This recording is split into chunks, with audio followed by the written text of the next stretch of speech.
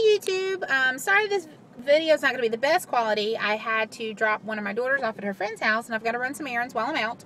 So I thought that since I was in the car and I was actually alone, I could take a little bit of time to kind of tell you a little bit about my current state of trying to conceive.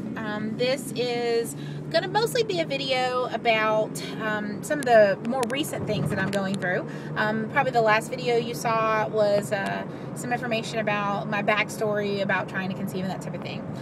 This particular video is about my first month on Femara. For the first time my doctor put me on Femara, he had me take 2.5 milligrams, cycle days 3 through 7. And of course, if you've never been on Femara, you know that typically there's 3 doses. There's 2.5, there's 5, and then there's 7.5. Obviously, since they're 2.5 each, if you're on 2.5, you're just taking 1 pill a day. Typically, 5 is 2 pills, and then the 7.5 is going to be 3 pills. My doctor, again, had me take them 3 through 7, but I've seen some ladies take them 2 through 6. I've seen some take all their pills on the very first day on cycle day 3. I've tried to do my own independent research and see what the difference is in the timing. And honestly, most people, from what I've seen, it's just really the preference of the doctor. That they honestly did not have too much of a difference when it comes to effectiveness. So, nonetheless, we did 3 through 7. And I will say that immediately the biggest problem I had was hot flashes and headaches.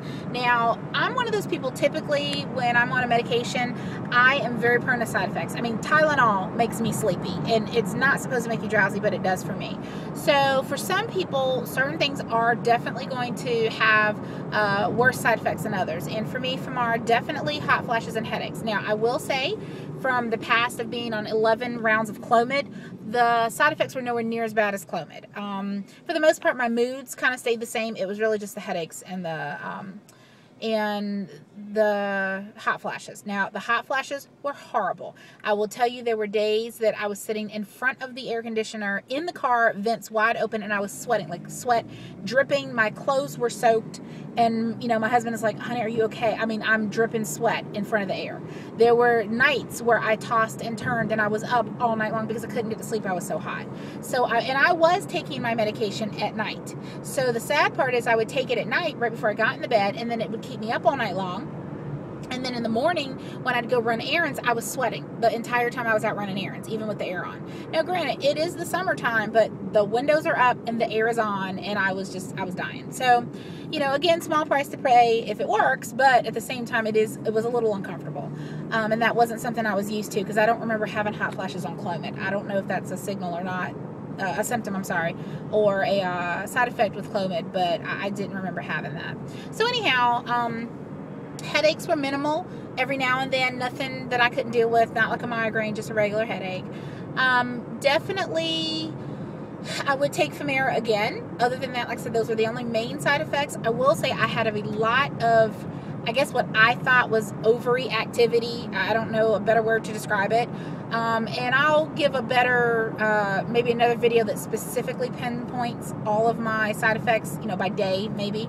I just don't have them with me right now written down. But I know several days I felt like little twinges in my ovaries. It was almost like someone was taking a needle and sticking me where my ovaries were, like poking me.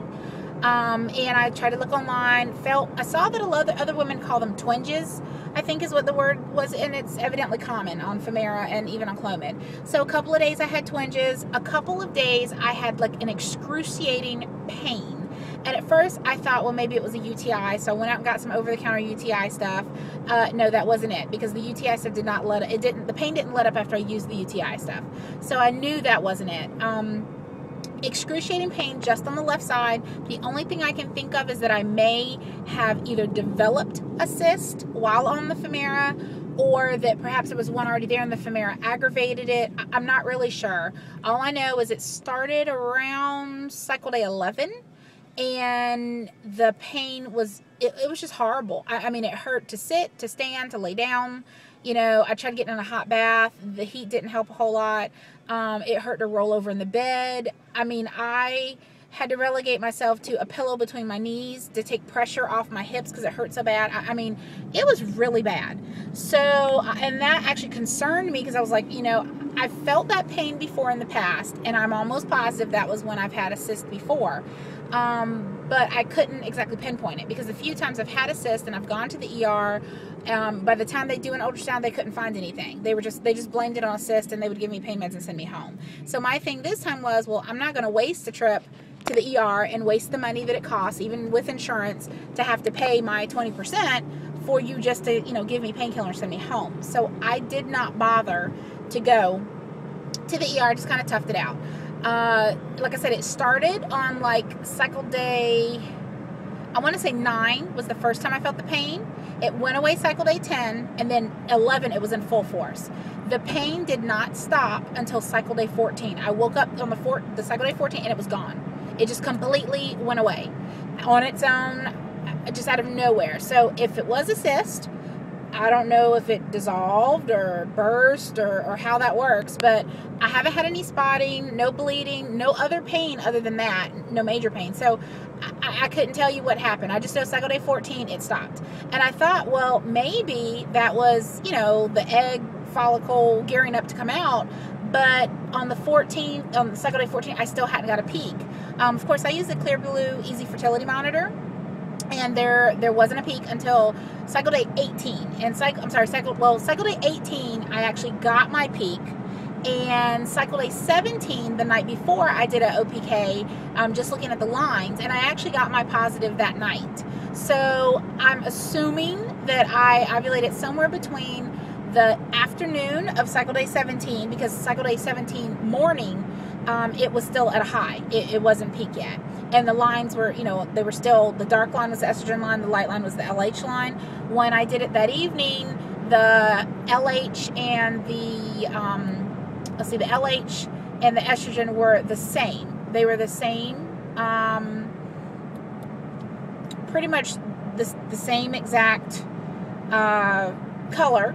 They weren't really, you know, any different. And then when I went cycle day 18 that morning, the LH and the estrogen line were the same again, but it actually said peak. So I'm going to assume that I ovulated sometime between the afternoon of 17, cycle day 17, and the, I'll say afternoon maybe of the cycle day 18, because then the night of the 18th, I did another one, and it was back to a really, really dark estrogen line and almost no LH line at all. So the surge definitely happened between the night of cycle day 17 and the morning of cycle day 18. Now, I know they say you can ovulate anytime, you know, 24 to 48 hours after that surge, I think. So it's possible that, you know, I could have ovulated the night of the 18th or even this morning, which today is cycle day 19. So it's possible, okay? But I'm just going to go with possibly the night of cycle day 17 or the morning of the 18th. I will say that last year when I got pregnant and lost the baby, we used the monitor on like cycle day 21, and it was a peak. And I will say that by the time we got to, I'm sorry, I said that wrong. I think I did the monitor on the date of the 21st, not cycle day 21. I'll have to go back and look at that and kind of give you that specific date.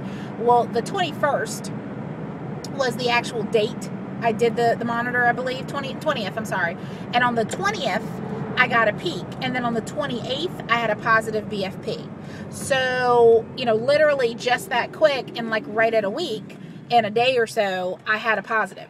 So I do know that for me, the peak has worked at least once, and that was, you know, last year, mind you, but it was definitely accurate that I was able to ovulate right away. So I'm going to say definitely I wouldn't give the ovulation any more than about 24 hours for me. But again, I can go back and look at that date to see exactly what the cycle days were. But, you know, so I'm feeling positive about this cycle. I was just completely blown away that the Femara actually worked for someone who like never ovulates, who always has problems, who the Clomid really didn't work for them, and nothing else has worked. So for me, just the fact that the Femara caused me to ovulate and I got a peak, I'm just ecstatic. I really am. So I am thrilled, and I'm hoping that, you know, I do get a BFP. I've decided that I'm going to start testing on the 30th, which is next Thursday. This is August, so next Thursday. And I'm hoping that I'll either get a really faint positive, Or if not, you know, then I'll test on the 31st, which will put me, I believe, at 8 DPO, 8 or 9. I have to go back and look. And I'm hoping that one of them, you know, one of those 2 days will be positive. So I will record another video that'll go over specifically by cycle day exactly the symptoms that I've had all month long, not just, you know, right now. Okay, well, talk to you soon. Bye.